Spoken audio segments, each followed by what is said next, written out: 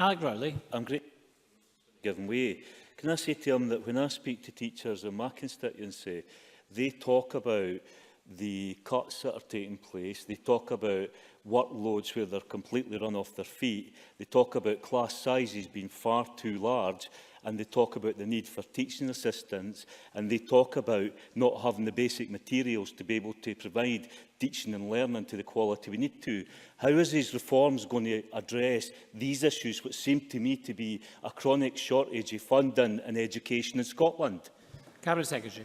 Well, Mr Rowley would have noticed the data yesterday, which indicated there had been an increase in educational expenditure by local authorities, which puts more money into the schools that he's talked about. If Mr Gray would forgive me, I'll answer Mr Rowley's point first.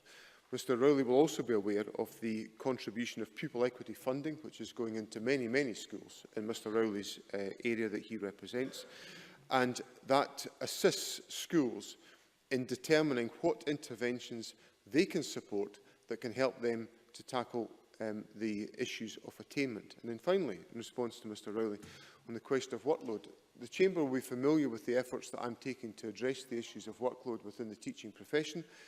I do not consider that to be completed business. There is work that still has to be done, not just by me, but by other parties within the education system, including local authorities. And I obviously encourage local authorities to take forward those steps. I'll give way to Mr Gray if he wishes to. Mr Gray.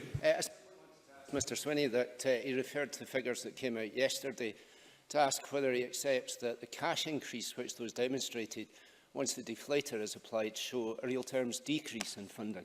Cabinet Secretary.